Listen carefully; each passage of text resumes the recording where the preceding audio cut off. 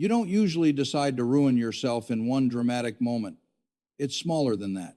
It starts with you opening your phone too often, refreshing prices when you already know they're ugly, reading headlines written by people who make a living from frightening the nervous, watching a red screen long enough that your own thoughts start turning red with it.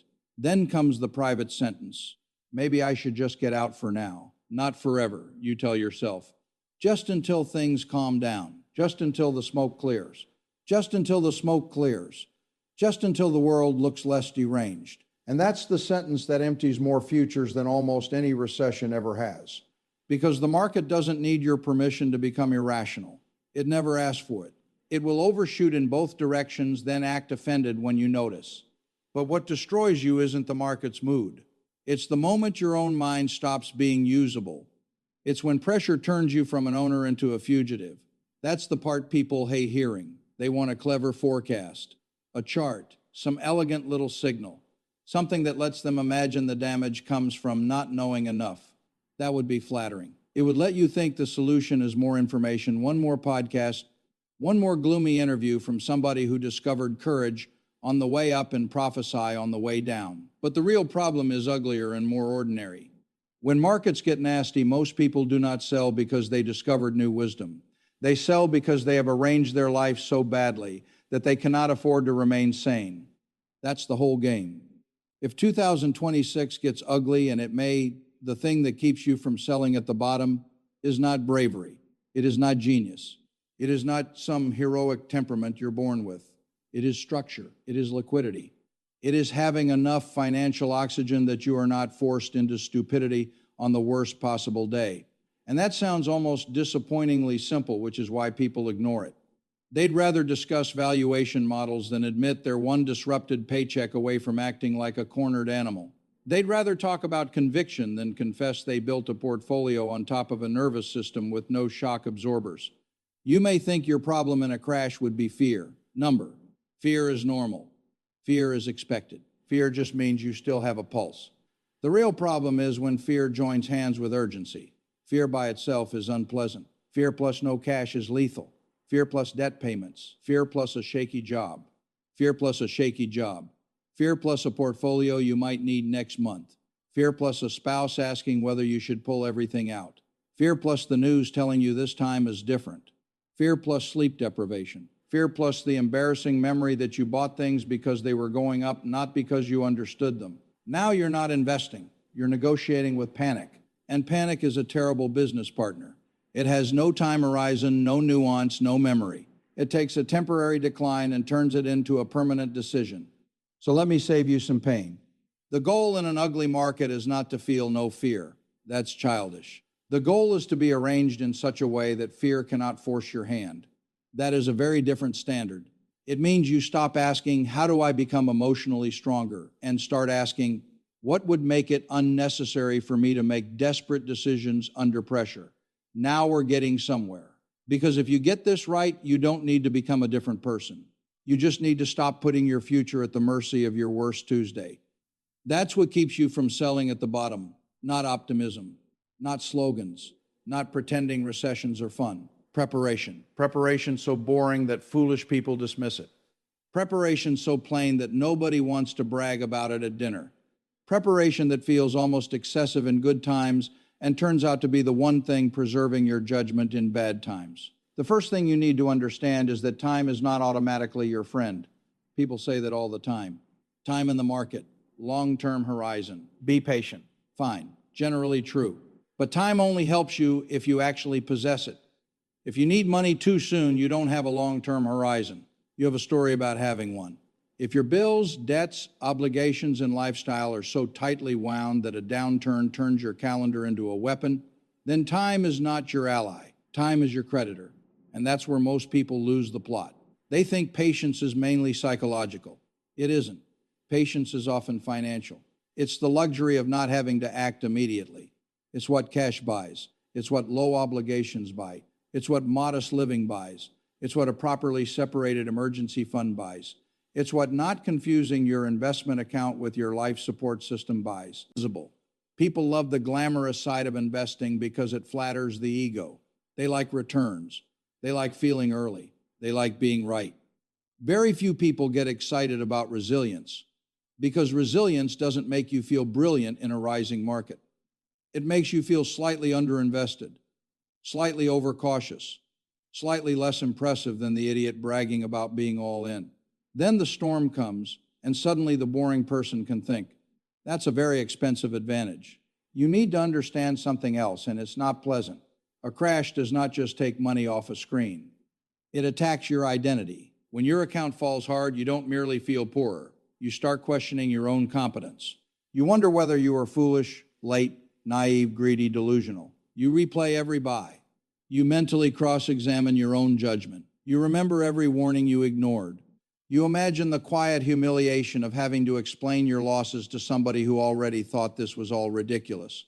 So when you sell in panic, you're often trying to escape more than losses.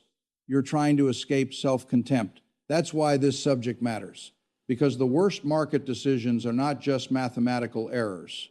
They're emotional attempts to stop an inner bleeding. And this is where the financial setup changes everything. If you have real cash reserves, if your living costs are covered, if your debt is modest, if your portfolio is built from money you do not need soon, then a decline still hurts.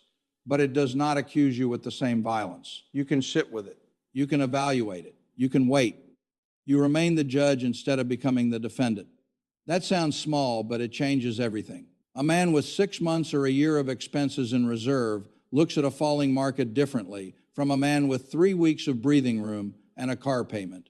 Their screens may be identical. Their experience is not remotely the same. One sees a temporary markdown in a volatile system. The other sees a threat to rent, dignity, sleep, and household peace.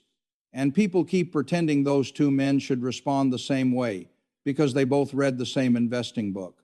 Absurd. You are not a spreadsheet. You are a human being with nerves, obligations, vanity, fears, and blind spots.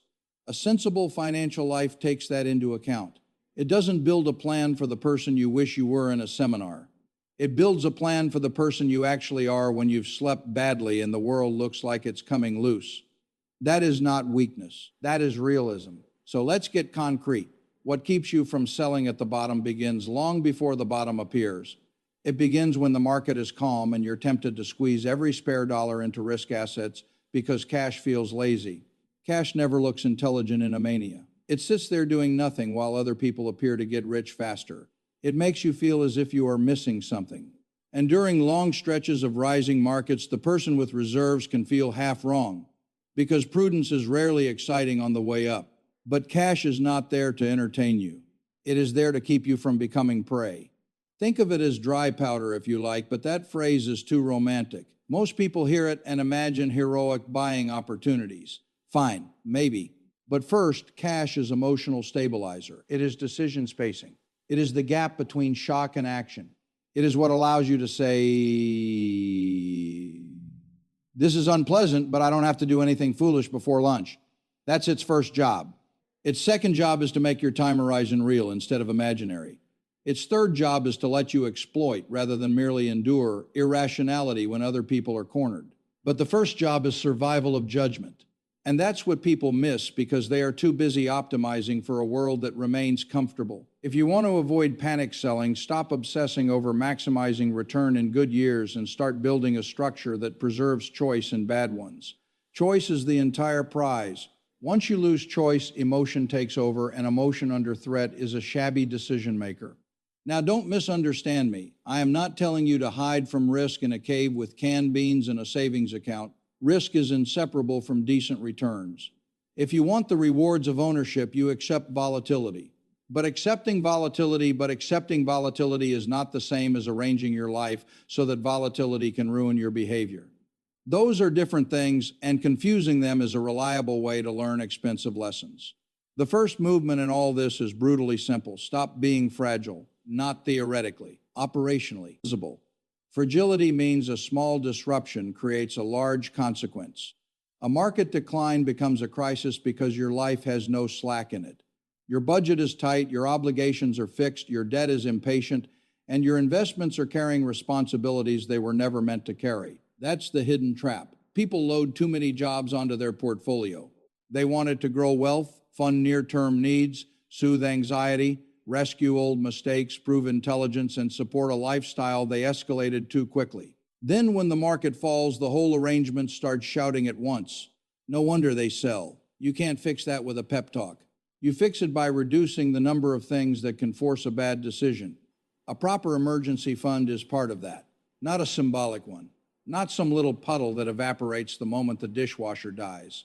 A reserve sized to your real life, your real dependence, your real job stability, your real temperament. If your industry is cyclical, your reserve should know that. If you're prone to anxiety, your reserve should know that too. There is no medal for building a system perfectly calibrated for somebody calmer than you. Then there's debt. Ugly markets and debt are a nasty marriage. Debt shortens your fuse. It narrows your options. It converts temporary pressure into scheduled pressure.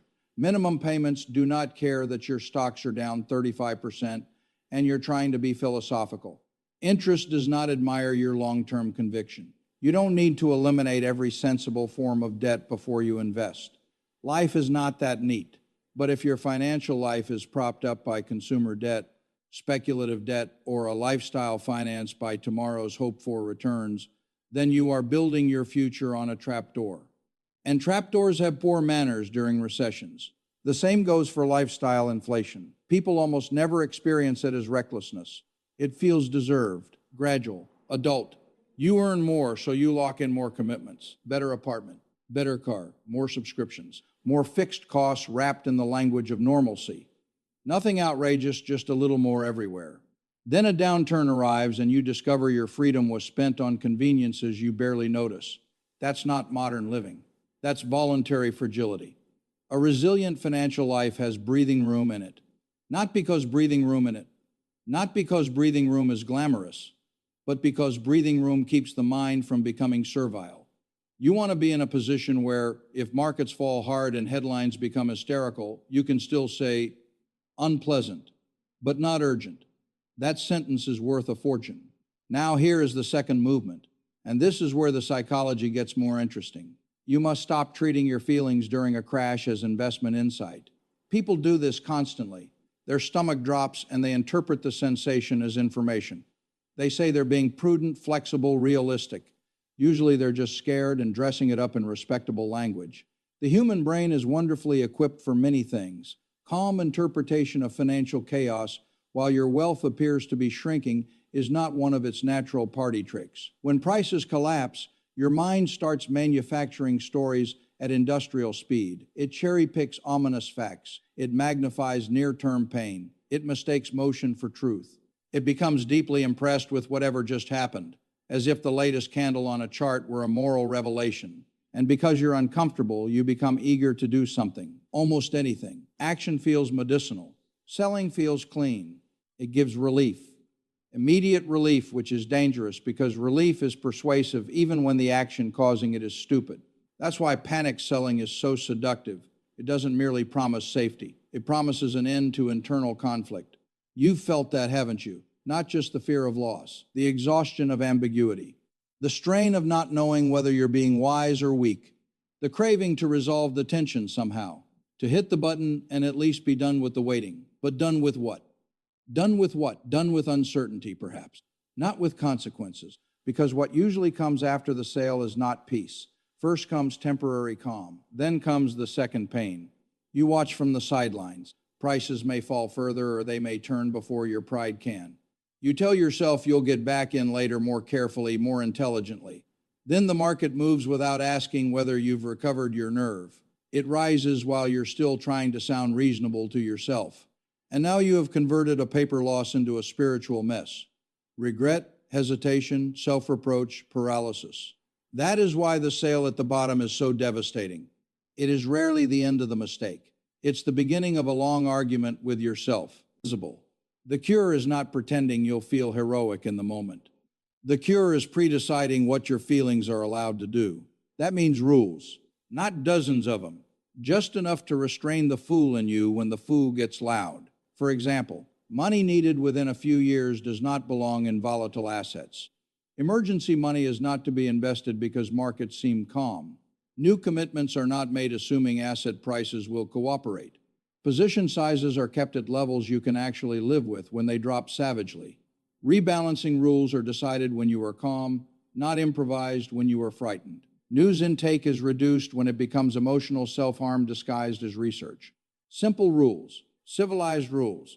Rules designed not for the fantasy version of you, but for the version that shows up under stress. You don't rise to your intentions in a crisis. You sink to your structure. That's the bitter little truth.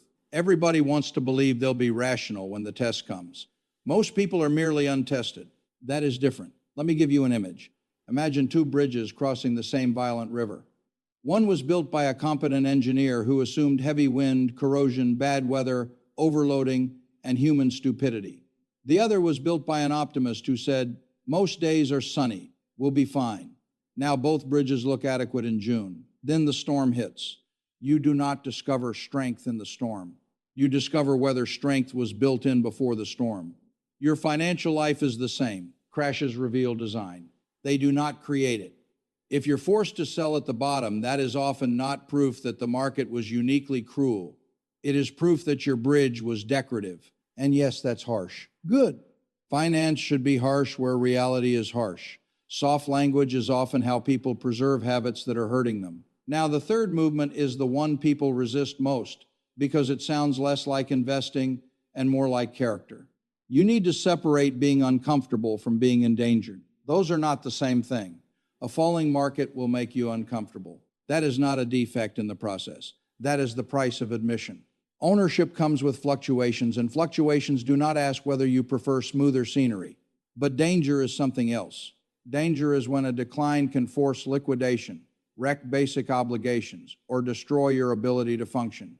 That is the thing you must design against.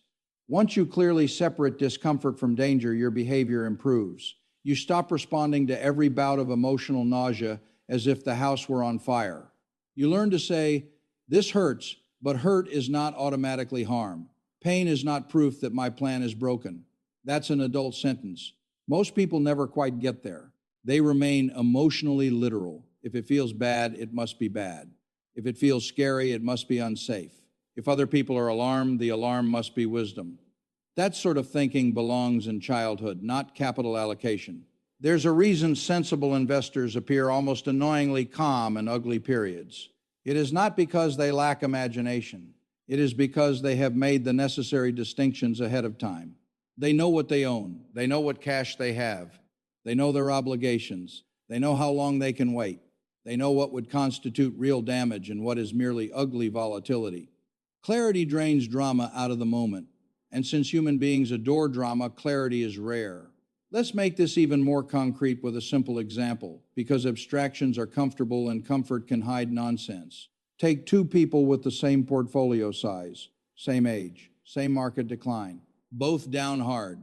The first one has no emergency savings, a highly levered lifestyle, credit card balances, a nervous spouse, and money in the market that may be needed for basic expenses if work slows down.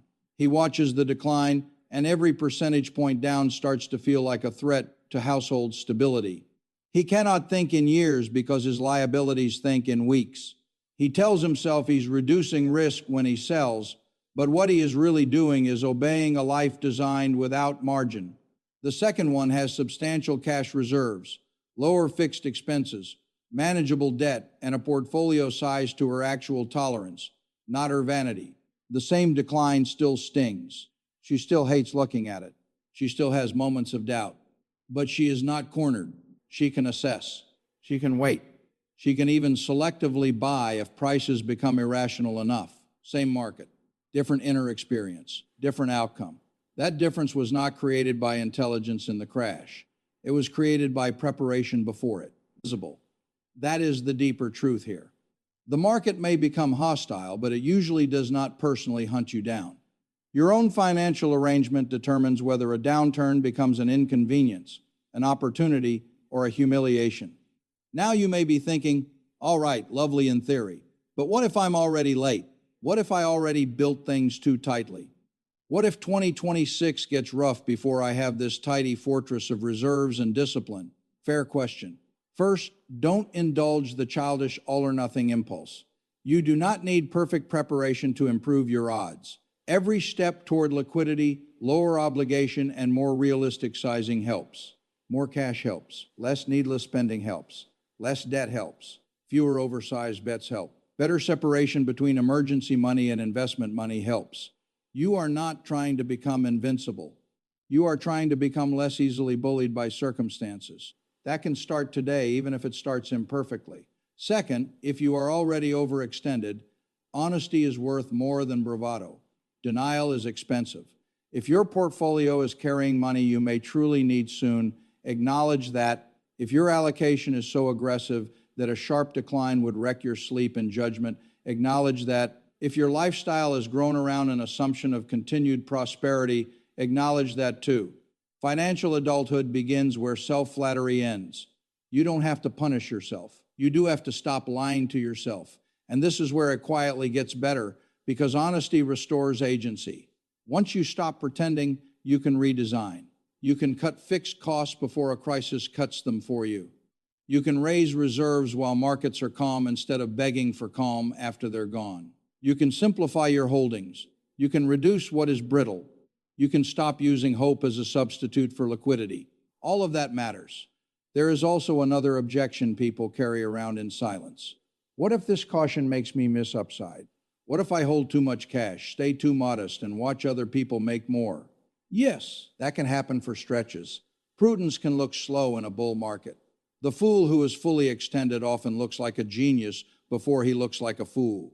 That is one of the oldest jokes in finance. But your objective is not to win every happy phase. Your objective is to remain rational across a full cycle.